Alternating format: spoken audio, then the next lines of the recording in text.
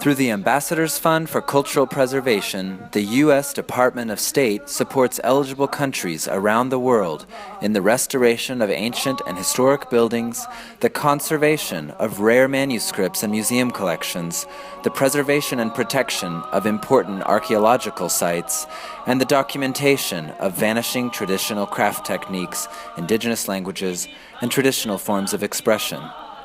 In Georgia, the AFCP has funded 14 preservation projects worth nearly $1 million, spanning a large segment of Georgian cultural heritage from folk music to architecture and art to archaeology. A 2013 grant for $600,000 went toward the architectural rehabilitation of the Church of the Virgin at Gelati Monastery, a registered UNESCO World Heritage Site. Founded by King David the Builder in 1106, Gelati Monastery is one of the most important cultural landmarks of Georgia and marks the political and economic advancement and cultural achievements of the United Georgian State, which reached its peak during the reign of David the Builder. In addition to its cultural, educational, and religious significance, Gelati was the burial place for Georgian kings and nobles, and the repository of many significant artworks, now a precious part of museum collections.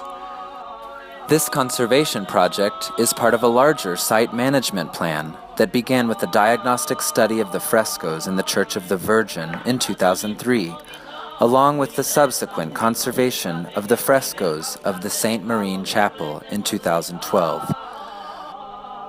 The recent funding, worth $600,000, incorporates the rehabilitation of the architectural structure of Gelati Monastery, including installation of handmade glazed ceramic tile roof, cleaning of stone slabs, conservation of the cornices, glazing of window openings, treatment of vegetation and biological deterioration of the stone facing, and monitoring and urgent conservation of the frescoes in the interior of the church.